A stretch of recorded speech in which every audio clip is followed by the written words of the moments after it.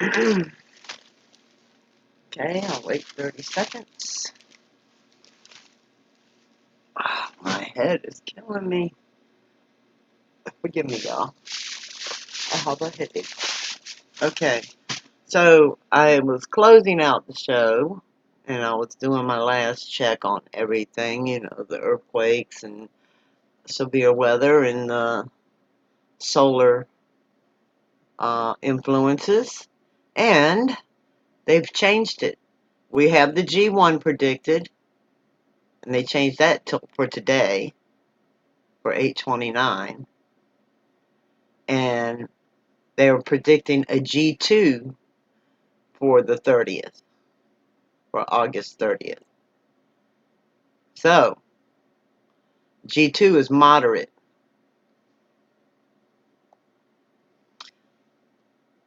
So, I wanted y'all to know that now they're expecting a G2, which means the solar winds and satellite interference and animals not knowing where they're going and whatnot because they're affected by this. And some humans are obviously affected by this. Behavior of the earth, the plants, the animals, and humans.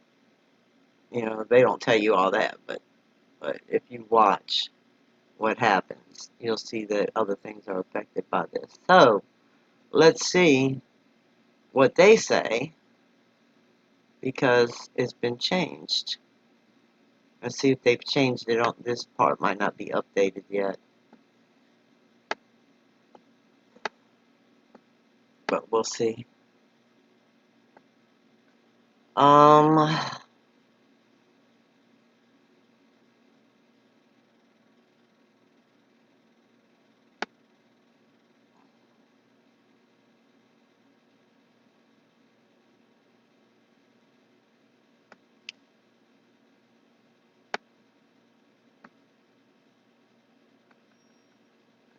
I don't think they've updated that yet. No, they have not. But they updated the top part. So we'll look at this again. I'll show you. That's now a G2. This was none. Now this is changed to a G1. So this is still going to happen before midnight, obviously, since the last time we looked at it. And this is changed to a G2. Ooh. Okay. See, it was at none. This was at none, but that got changed. That was yesterday, so that's not going to change, I don't predict.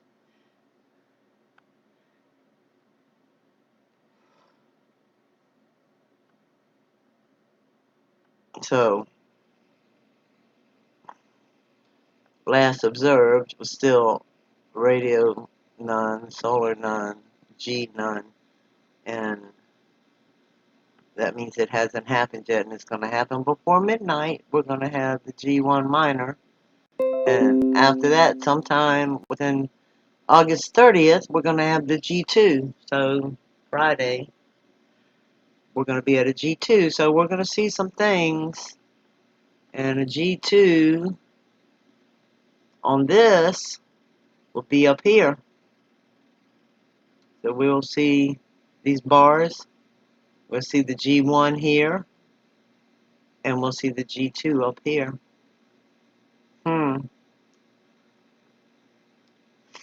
Oh, I don't know what's changed from what they saw, but it was something. Let's go look at one more thing that I didn't look at today. Since I've been home. Oops. Man, I can't see straight tonight. Y'all forgive me. 'Cause, wow, now my ear's ringing really bad. Okay.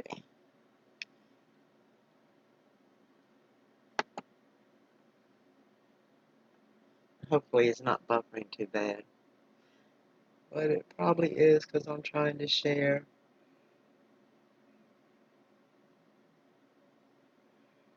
Oh.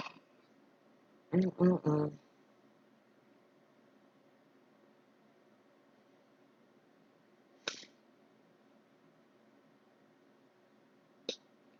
Well, hopefully it's not.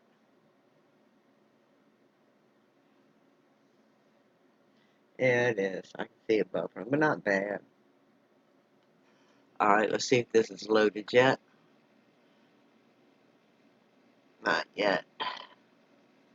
So definitely expect some radio issues, satellite issues, TV issues, phone issues. Uh, they haven't updated this one. Oops. Let's see if their satellite's even working. It might not be working again. Remember, it was down for like 2 weeks. It kept showing the same data for some reason. It says 829. This is the one I want to look at.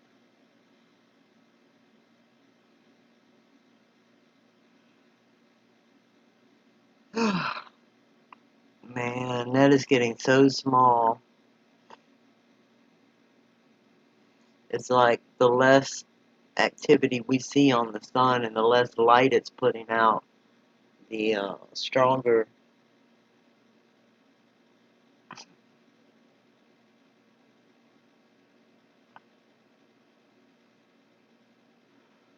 Yeah, it's not doing much at all. But you know, when a star goes supernova, that's what it does.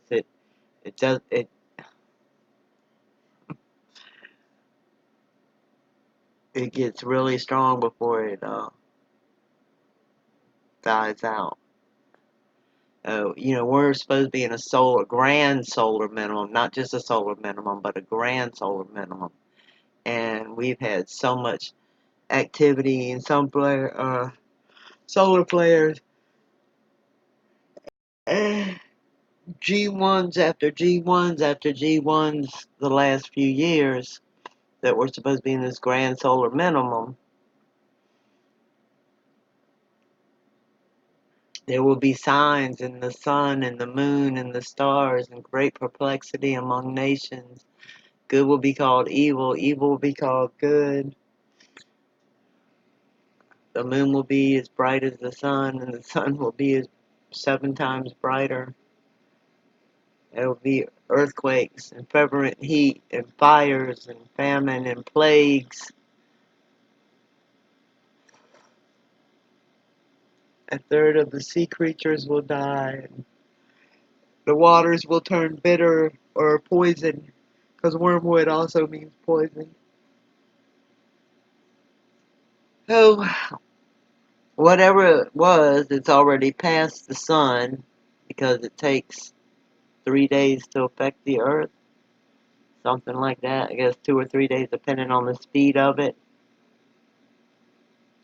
So, I guess the stuff I showed y'all yesterday and the day before on here and on the other thing, on LASCO 2 and 3, that looks strange to me. I guess they are affecting the sun. And we're getting ready to feel it here on Earth again. I imagine that's a planet coming into view up in the left corner. Maybe. Or a really bright star. The rest of those. But anyway. Let's scroll down, see if we see anything. Range. Nope.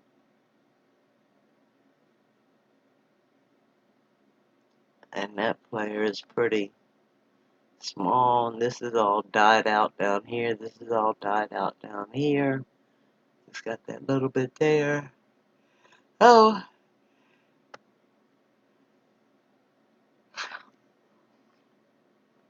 Anyway, I wonder what's going to happen when this gets closer. Because that's going to pass the sun quickly. Because that's moving quick. And then what's going to happen when this passes this, and it's going to be that close to that. Wonder what kind of interaction they're going to have. Because as slow as this is moving, I'm pretty sure this is going to catch up with it. So, anyway.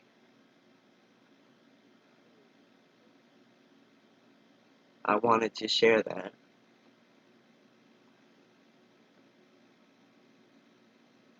Since we're now under a G2 warning. We're G1 for tonight, so they've changed it. Not for the 30th, it's for the 29th. A G2 for the 30th.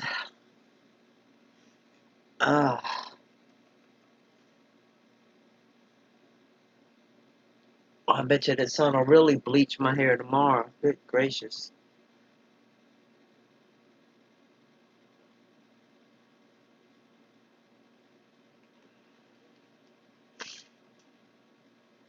But anyway, I just wanted to let y'all know that. We'll look at it again.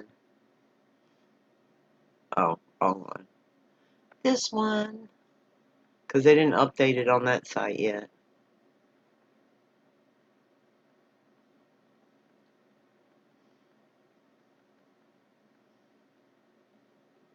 There you go. So we're under a G2 warning for August 30th, which is moderate. A G1 is minor. G2 is moderate. Not sure what they would label a G3. And I don't know if the next day, if the 31st, is going to be worse. So, something happened. And I guess if I go back and look at my videos from yesterday and the day before, where I was sharing those Alaska 2 and 3, maybe we'll see it on there. I remember pointing out things that I thought looked strange. It looked like they were going to have some kind of impact. So, there we are. Alright, so while I'm here, we'll look at this again before I close out. Nothing in the last hour good, I guess.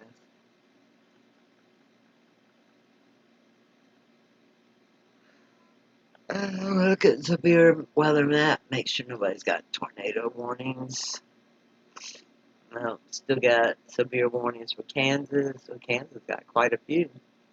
One's moving 35 miles per hour, one's moving 40 miles per hour, one's moving 45, and another one's moving 40. And they have another one at 35, another one Kansas and Missouri. And Kansas. Good gracious, Kansas getting beat up tonight. That looks like us the other day. We had storm after storm after storm. After storm.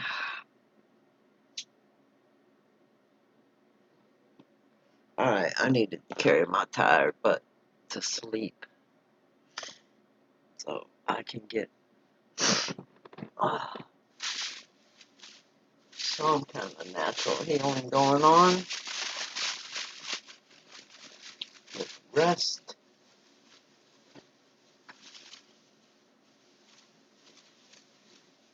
I hope. I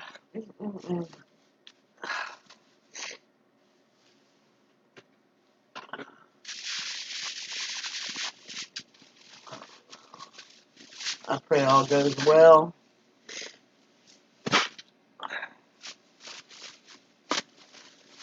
For everyone.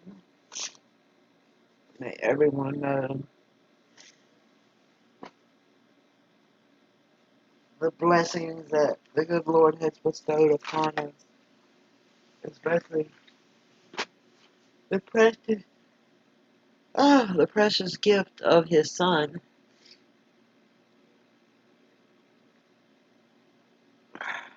Oh, I did want to check on, I'm sorry, I wanted to check one more thing.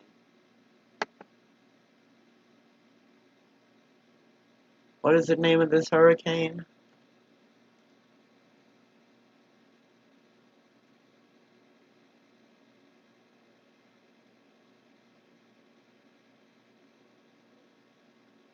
Maybe it'll just come up. I can't. Was it Hurricane Doreen? Is that the name of it? Dorian.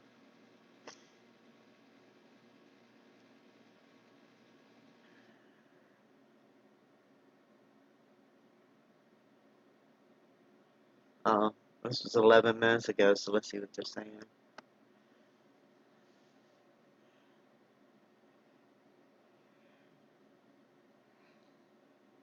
Hurricane Dorian could hit Florida as extremely dangerous Category 4 storm.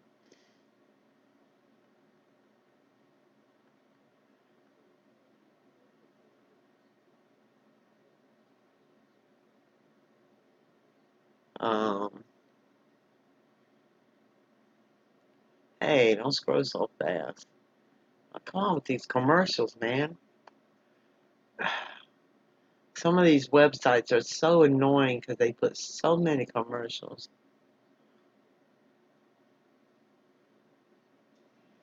The state has ordered an additional 200,000 gallons of water,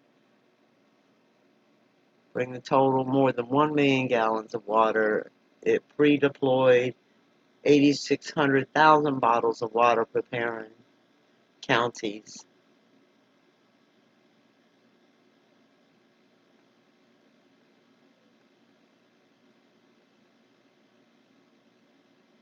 Oops, and I stop scrolling so fast.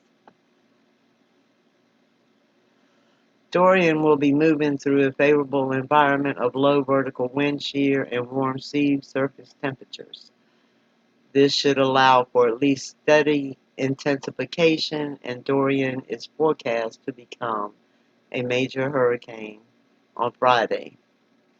Several of the forecast path models target Central Florida for landfall, but forecasters emphasize that anyone in the cone, which includes all of Florida's east coast, should be prepared.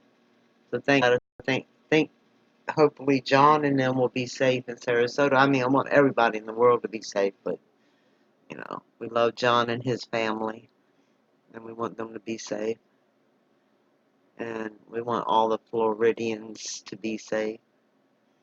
The risk of devastating hurricane-force winds along the Florida East Coast and Peninsula late this weekend and early next week continues to increase, although it's too soon to determine where the strongest winds will occur.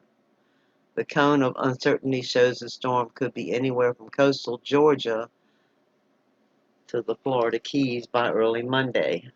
And I have a granddaughter that lives in Georgia. We pray for them to be safe. Parts of Florida could expect 4 to 8 inches of rain and up to 12 inches in isolated areas later this week and into early next week. Well, we've been seeing those amounts of rain in storms that don't last an hour. You know, we've had 15-minute storms, 15 minutes storms drop 8 to 10 inches of rain. So, they may be way off on the amount of rain this storm could drop. And right now, I don't think they're forecasting anything to cause it to stall. So it would be good if it doesn't stall. Of course, it'd be good if it just veers off and doesn't hit land at all. But Dorian, okay, yeah, Dorian could cause havoc at areas in central Florida susceptible to flooding, including Orlo Vista. When Hurricane Irma struck 2 years ago, Florida waters rushed into 500 homes in the working class community and forced more than 200 people to be evacuated. Good Samaritan Society Village in Oscola a ski, a ski, blah, blah. However you pronounce it, Osceola County, which sustained $500 million in damage. As was the case before Irma, the rainy season has already left the region wet, according to the Keach-Byron Drought Index, used to measure dryness of soil. Orange and Osceola counties are among the dampest in the state. In the build-up to the storm, Orange County officials have confirmed pumps and drainage in Orla Vista are working and cleared from debris, while the area's water storage is limited to a 40-acre retention pond. Water levels have been drained down to 5 feet lower, which could have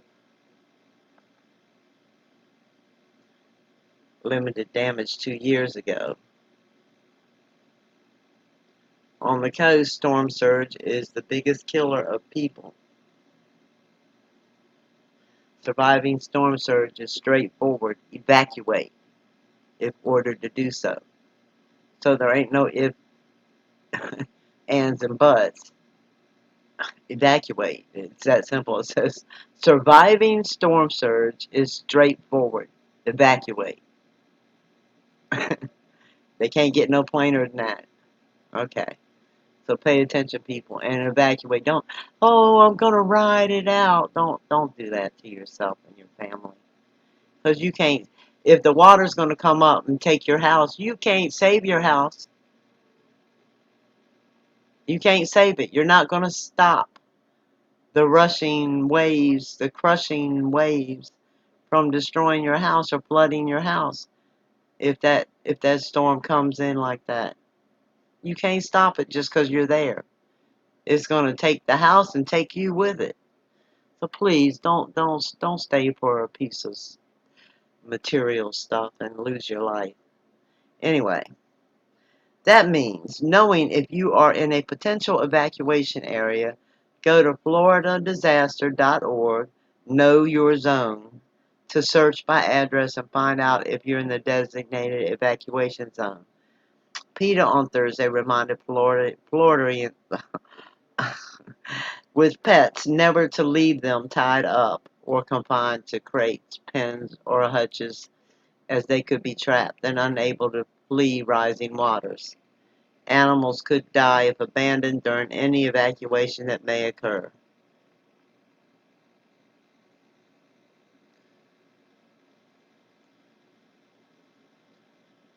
No serious damage was reported in the British Virgin Islands, where Governor Augusta Jaspert said crews were already clearing roads and inspecting infrastructures by late Wednesday afternoon. The storm hit the Virgin Islands on Wednesday, and a weather station south of St. Thomas recorded a gust more than 110 miles per hour. And it's still only a Cat 1 right now, and they recorded a gust at 110. So it's predicted to hit Florida as a Cat 4. So people, please heed the warnings.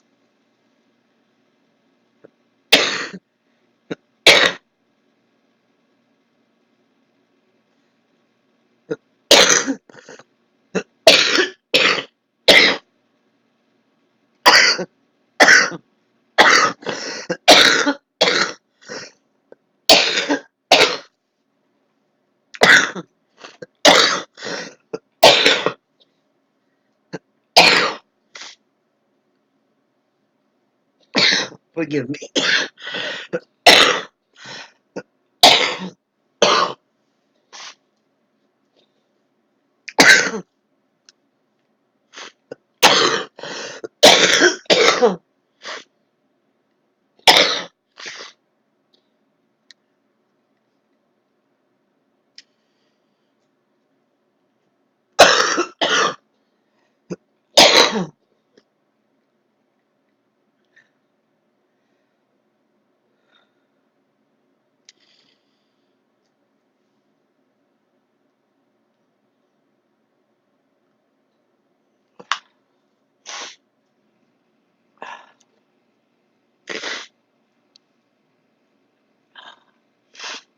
I might sound a little nasally. My nose is all stopped up. I apologize. Okay. So let's go back and see.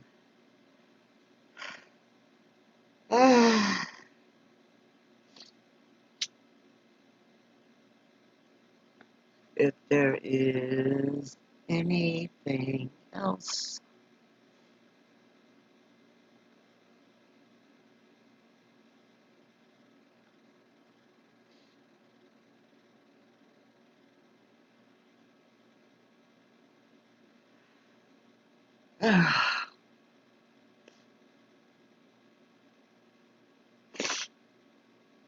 Well, doesn't look like they have anything different.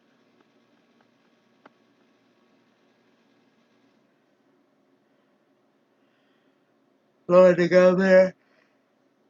Deploying National Guard troops, of course.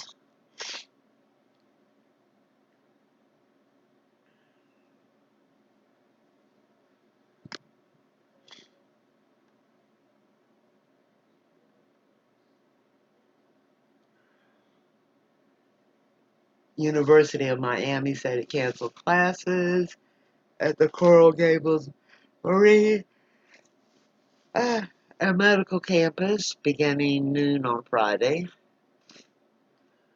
August 30th through Tuesday, September 3rd.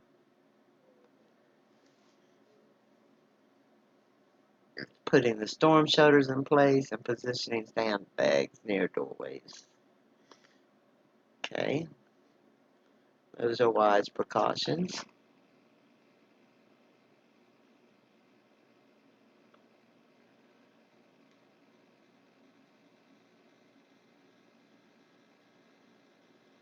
Oh, that's nice of President Trump. Georgia has declared a state of emergency in 12 counties along the state's coastline. Air Force evacuates aircraft at MacDill Air Force Base. Oh yeah, definitely looks like it's headed that way. Let's see what it's doing.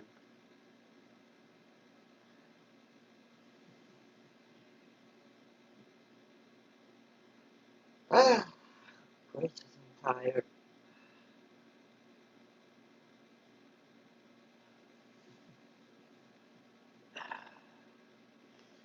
Commercials, man.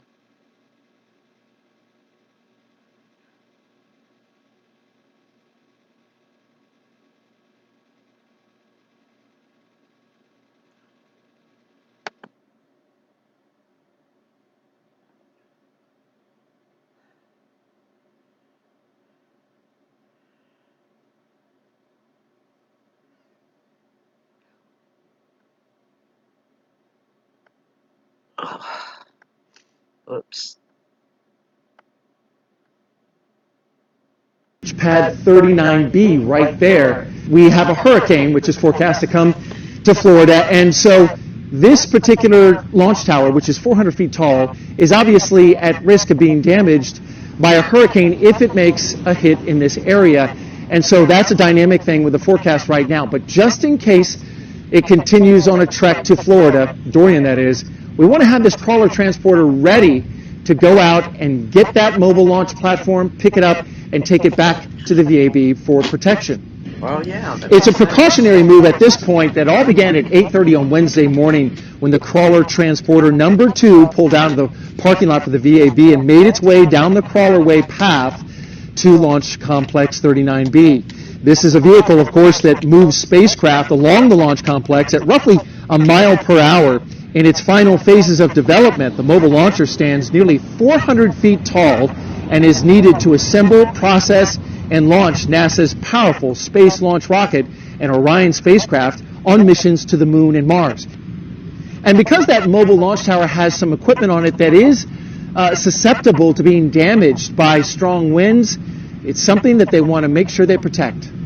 Obviously, because the mobile launcher is so tall, it will be affected by the wind of a potential hurricane. So they have to analyze what the wind loading would be. And if it exceeds what we think it should see, then we bring it back to BAB. NASA is in close contact with the Eastern Range here, which is currently tracking Dorian very closely. Uh-huh. Okay.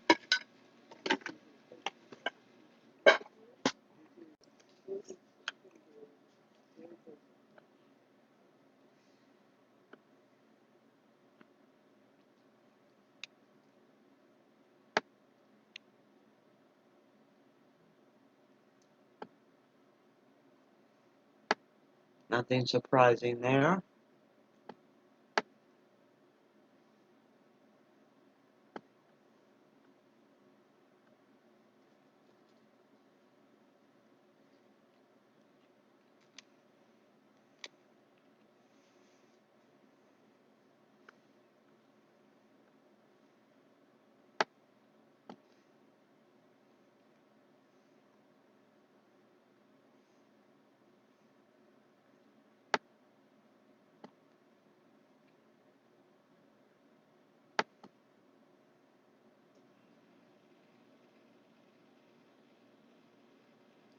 That was 11 hours ago.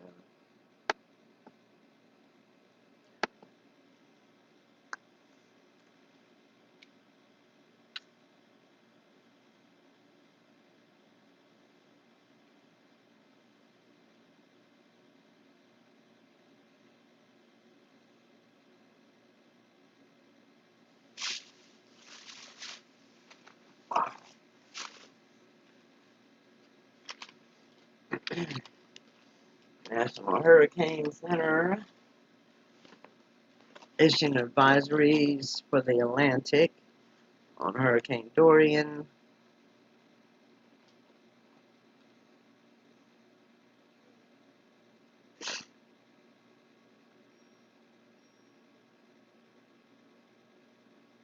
There's Hurricane Dorian. It's expected to go here, but it could go here and hit Georgia.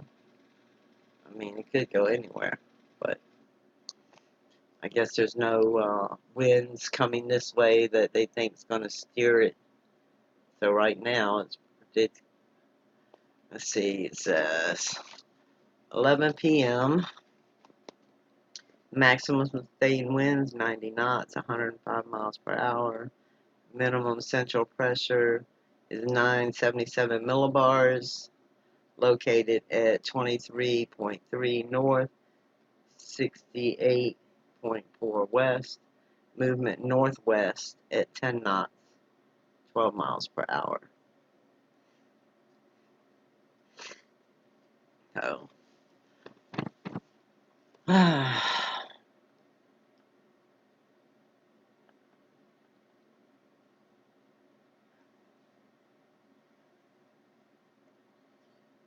wind speeds possibility.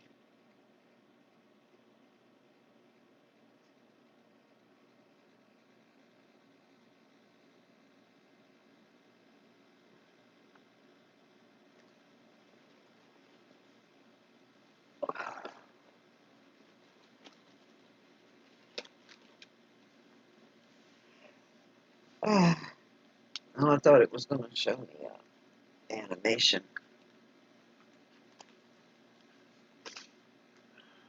I guess I'm not clicking on the right thing because I'm multitasking at the moment, trying to get my stuff ready for early morning.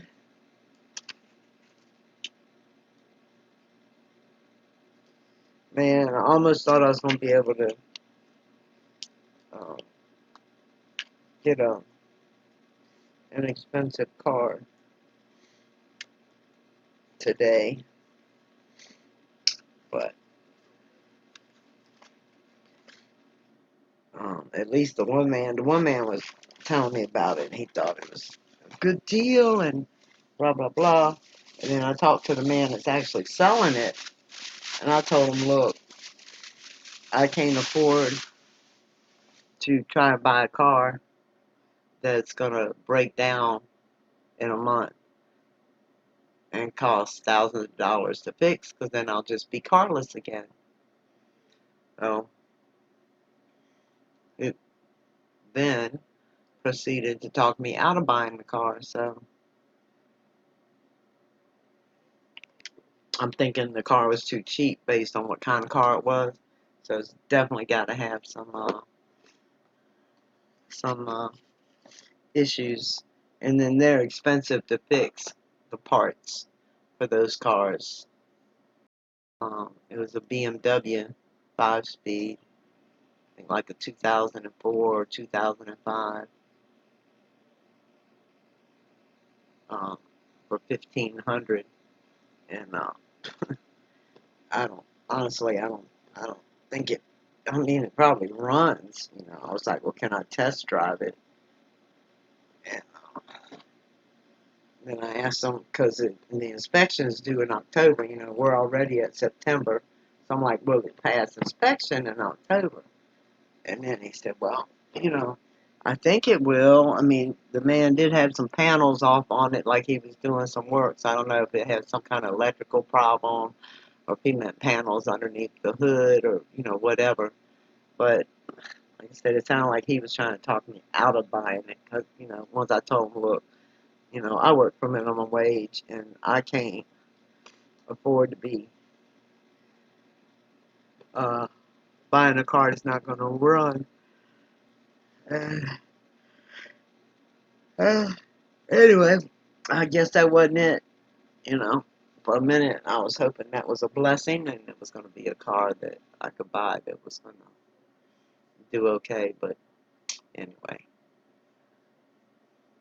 okay. Sorry, I'm drifting now because I'm so tired. My brain is like everywhere. I wanted to look at.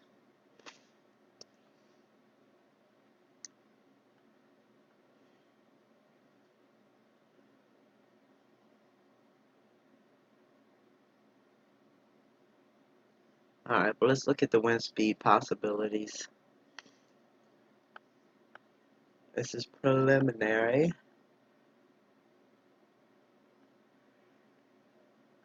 um,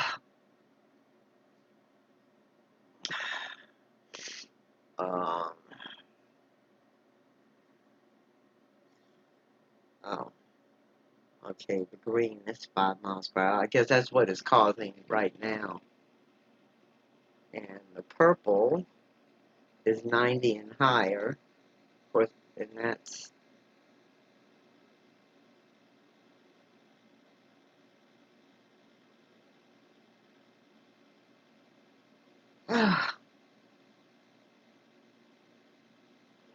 oh, that's by 8 p.m. Yeah, Thursday. Okay. So yeah, it looks like this very corner is getting 90-mile-an-hour winds right there already, from what this is showing.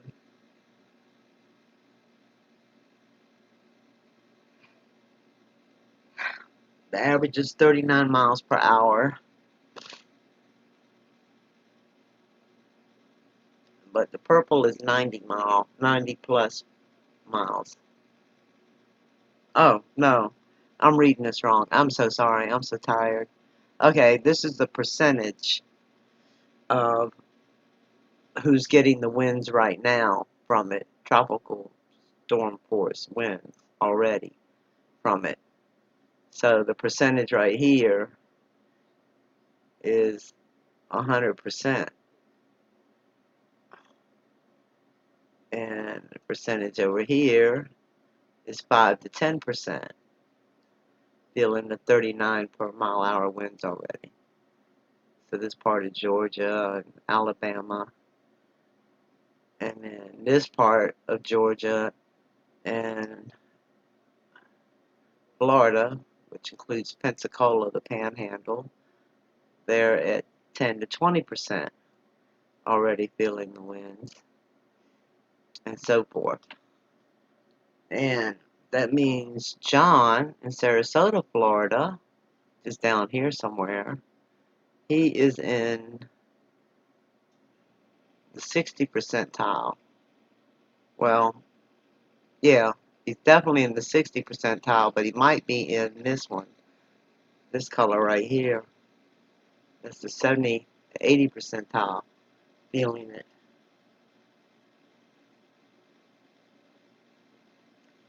So,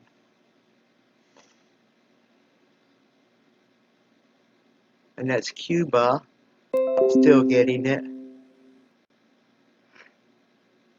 Uh, anyway, alright. You can tell when I'm tired, I just ramble on. I can't stay quite focused. Note, the time of the tropical cyclone center location at the bottom of the graphic will be 3 hours earlier than the time of the current advisory forecast cycle. For each advisory begins 3 hours prior to the issuance of the advisory products. Okay. Click here. Oh. That's I thought this said Friday and it said friendly.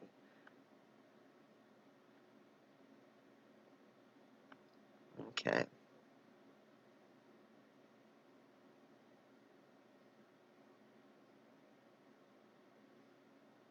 Um,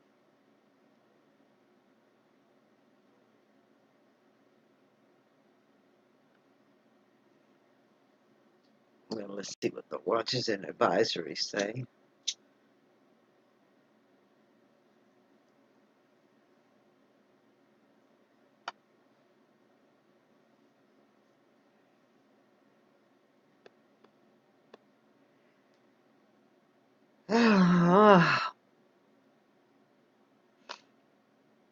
The cone contains the probable path of the storm center, but does not show the size of the storm. Hazardous conditions can occur outside the cone. Yeah, we know that. Oh, we got the blue for North Carolina, parts of South Carolina.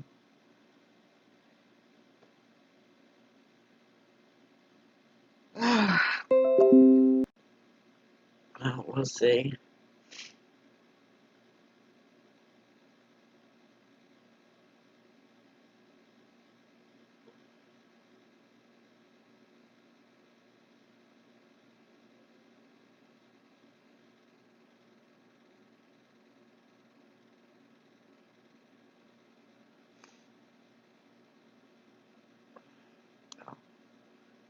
Okay, so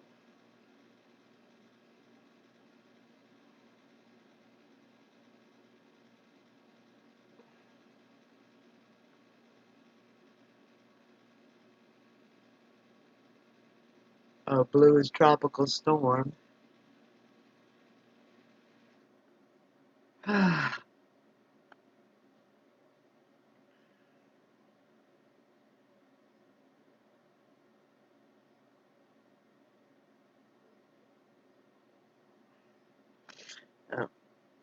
I can't remember that there was a storm. Was it here we had one for Labor Day? I can't remember. It might have been. We had a storm here on Labor Day one year, and then someone else did too. Anyway, all right.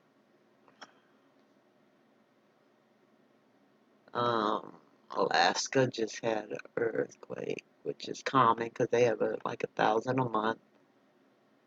It doesn't look too big up here at 3.3. Ah, uh, uh, uh.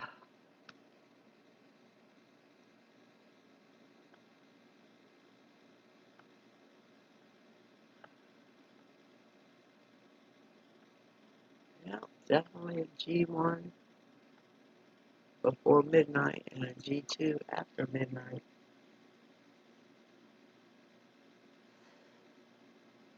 Let me refresh and make sure they haven't changed anything. We will see.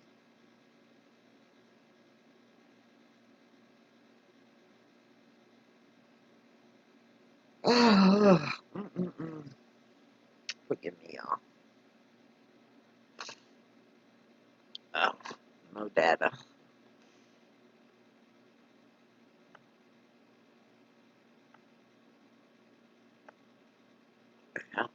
Oh, now they've changed the dates. Okay, so a G1 for the 31st and a G2 for Monday. No, Sunday. So G1 for Saturday and a G2 for Sunday. They've changed the dates. Interesting. Oh, because now they're doing the 3-day, they changed the 3-day dates. Because it was the 28th, 29th, and 30th.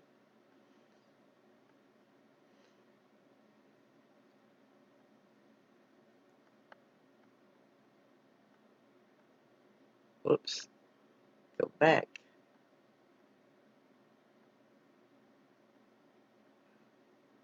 Wow, I haven't seen the 6 yet, but that's what they're saying.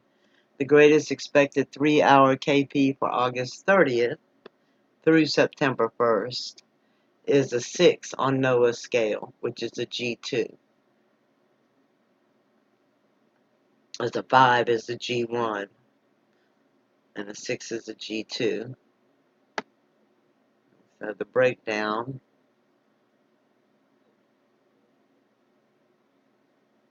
and there it goes, 4, 5, 5, and then we're going to see G1 minor. Geomagnetic storms are likely on August 31st with a positive polarity CHSS.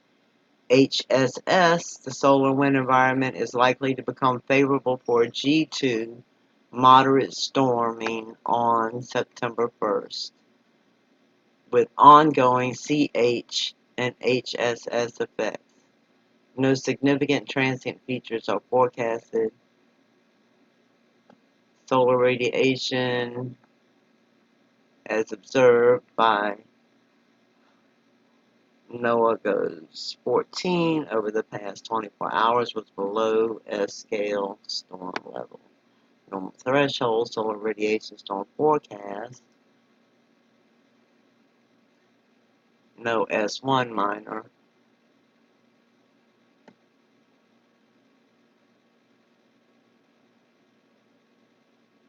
No radio blackouts were observed. Radio blackout forecast is R1, R2, R3 or greater.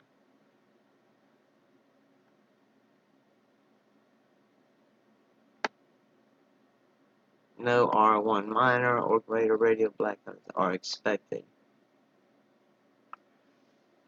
Okay.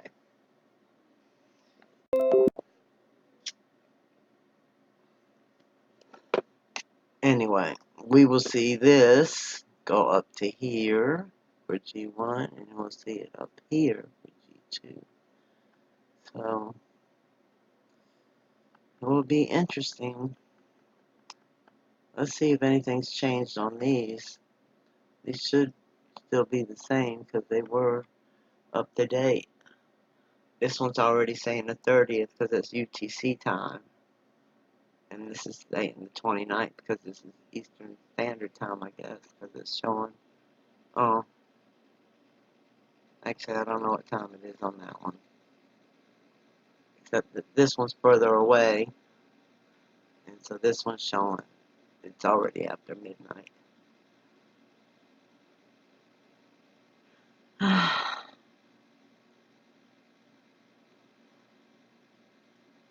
So I wonder if this will get brighter during the G2.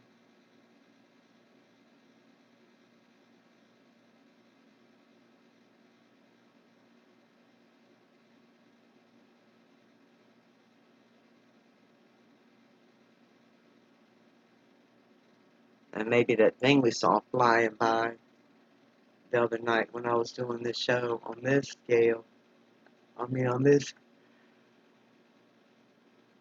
satellite image, maybe that's what's affecting the sun. It's going to give us this G2. I don't know. Alright. Anyway, there's so much going on in the world. It's everywhere. Swimming advisories lifted. So this must have been another bacteria issue, because I know the riptide has not been lifted around here.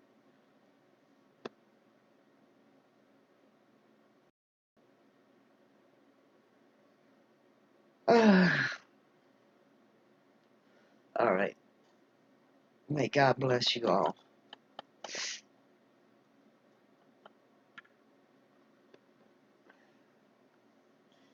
And I appreciate Spinny calling in tonight. That was very nice to hear from you. And it would be lovely to hear from the rest of y'all one of these evenings. Miss Spencer of the North, I haven't seen him forever.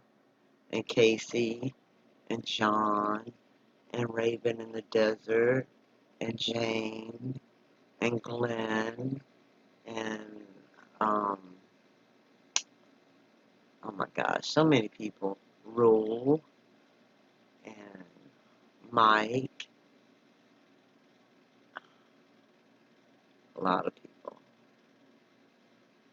LD, uh, uh, anyway,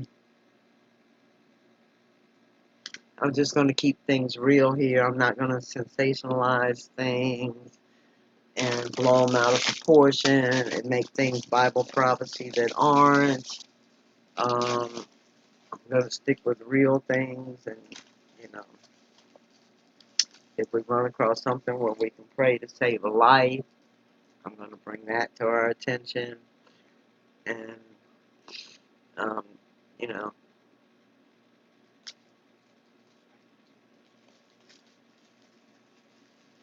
I'm not going to feed into what man might be doing to cause some of these things, because he may be, but I think it's much bigger than that, and I think this is all Bible prophecy playing out, no matter whether man's doing it or not, because that's not going to have an effect on the end result. End result is, Scripture told us to look in the skies for the signs, and when you see perplexity among nations, and good being called evil and evil being called good,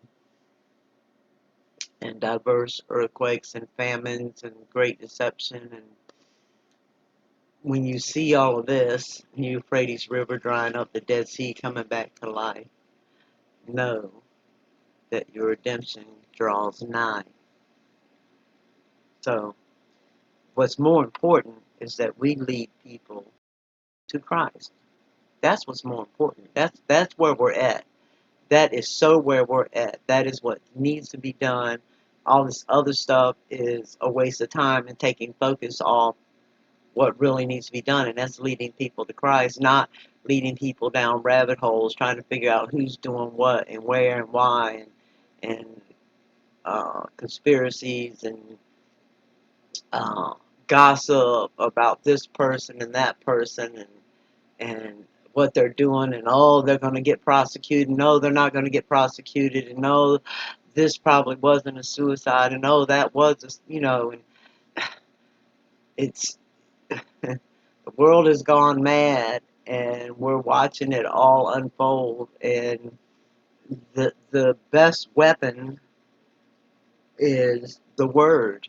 The word is the weapon to be fighting now, and that's what we need to be doing, and I beg of y'all to help me do that.